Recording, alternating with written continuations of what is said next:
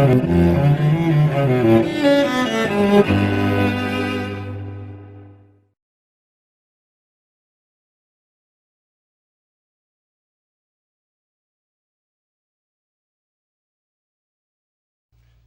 guys, just a quick one here.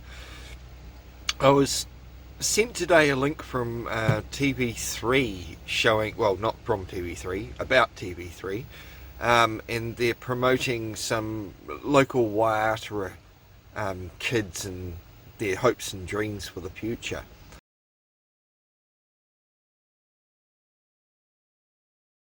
One of them is this guy. Now Axel, his mum happens to be Tina, or as she's colloquially known on Facebook as Teeny Weenie.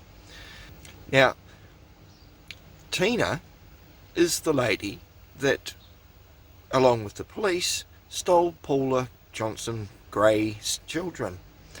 For 5 months they had her kids without any reasonable grounds or justification. And the day before the hearing, kids got dropped off at 9 o'clock on the doorstep, on Paula's doorstep. Absolutely shocking. One of the things that we hear the most is there must have been a reason they took your children. The second thing we hear a lot is, well, what do you expect them to do? So I'm going to start with there isn't always a reason that they take your children, and if they can't come up with a decent reason, they do not hesitate to fabricate one. In my case, they fabricated 11 reasons, the key one being that I was going to kill my entire family with a knife. They even picked a weapon. I've never got no criminal history, I've never been in a fight, no drugs, no alcohol, no family violence. I own my own home.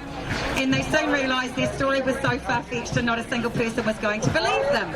So on day 10, after taking my children, they changed it to possible future psychological abuse. Something I've never done and never going to do. So this here mama went crazy. This here mama bear lost all of her everything and went in for the fight. I slept outside of SIFs, I camped outside their office day after day, I went public. I had nothing to hide and I had no shame. They rely on us having shame, being ashamed that they've taken our children. Well, I'm not. I'm ashamed of them. I'm ashamed of the police. I'm ashamed of the judges. I'm ashamed of the social workers. I'm ashamed of them, and I have no shame. I'm no shame. I'm not a perfect parent, none of us are, but I did not deserve my children taken. They're not any better than any of us. In fact, they employ people majority with no children, and that's a strategy as well. So what I've come today is with a bit of a list of what I'd like to suggest to the ministers who tell us we've got no answers. Tracy Martin, who blocks me and won't meet with me. Grania, what's her name? Moss, who blocks me and won't speak to me. Well, I'm speaking to you today, ladies. So here it goes. What you need to do when you bash into our house with police and social workers is leave one of those social workers with us, so that one of those social workers can talk us through things like understanding the process. They can teach us things on how to respond to the pages of affidavits that we've just had thrown at us. Because when they take your children, you don't necessarily know why. They need to help us find a lawyer or an iwi representative, and they need to assist us with talking to SIFs, to the social workers, to the lawyers, to find us. What have I got here? They need to help us apply for legal aid, and they need to help us understand the FGC process. Now, the FGC process is something we rename foregone conclusion, because it is not a negotiation process. Once you are in that meeting, you don't get to speak, you don't get to have your say, and if you don't agree with everything on the board, it becomes a non-agreement. That doesn't mean they give your kids back because no one agrees. That means they keep your kids and prolong the process for the next foregone conclusion. I believe that we need to be given social workers so that we can find support workers, peers and advocates. But Oranga Tamariki do not provide any of this.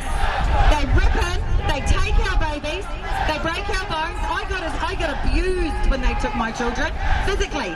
Got my bones broken fighting for my babies by a very large Māori police officer, Piripi Paki from Pātea.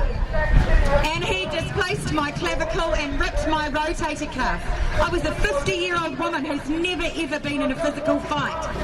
And they chased my little 7-year-old boy, tackled him to the ground, and broke my bones. And this is what an Oranga Tamariki uplift looks like in New Zealand. So I wasn't on meth, wasn't in domestic violence, didn't even have a husband because he'd committed suicide. So I was a prime target. Single mum, no one to defend me, family, low income, family out of town. But boy did they underestimate me. And on day 2 they called me into the office and said, we've made a mistake, Paula, what can we do to fix this? But they didn't really know how. So I envisioned them spending the next 5 months sort of going, where's the door handle? We can't back out of this, you know, we can't get away from this.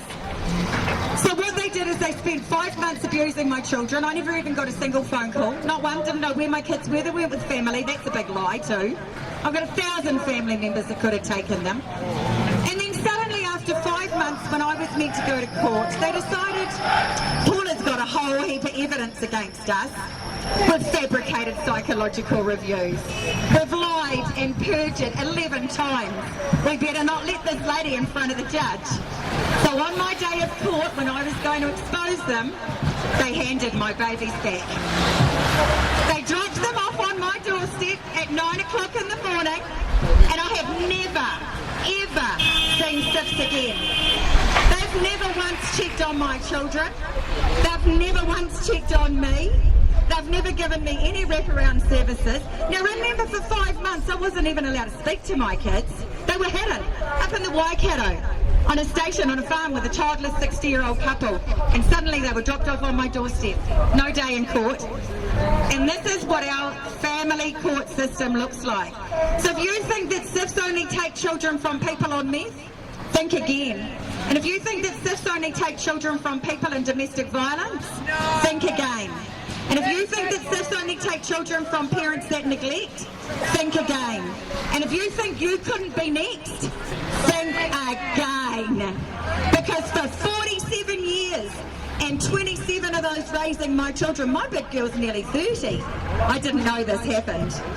I didn't know. But I became an activist, I started learning politics, and they went, oh shit, this woman's got a big voice. We better discredit her.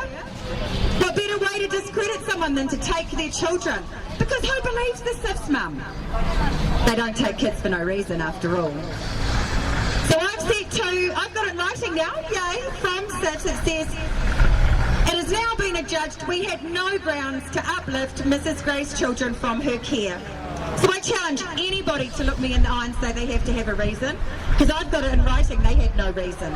But take them they did, and the judge signed it all off. So we have to start protesting outside the courts. The judges are a huge issue in this. SIFs are only the little players, they're only a part of it. And yes, they do need to be held responsible, but this is an entire system that is set up to fail us. The system isn't failing. The system is set up and working exactly as it's designed to be. Bloody lawless! It is lawless and it is set up to fail us. So what we have to do, these protests are all about educating the public. I don't even speak to the politicians, they don't listen. I don't go to the courthouse, I don't do any of it legally because they don't listen.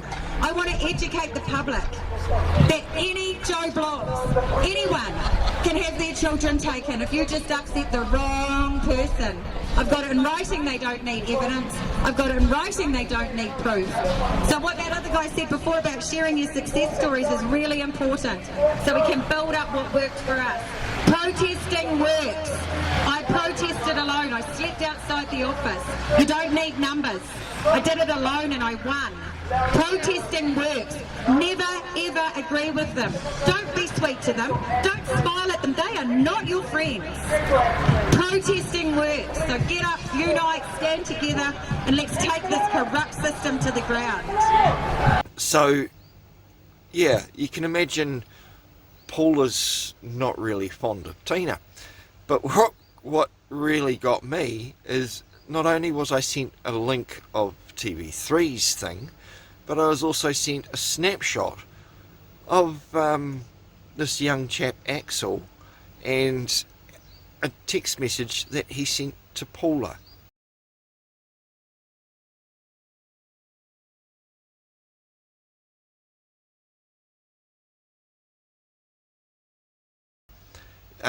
Tina and Paula, no doubt, were having some sort of conflict going on at the time, but regardless of that, this is what TV3 is promoting, this young chap who says, and I'm not even going to read the email to you, you can read it for yourself, but TV3 might want to think again if they want to promote this young chap. I personally don't think there's any excuse for putting something like that in a text message to anyone. So yeah, catch you later, guys.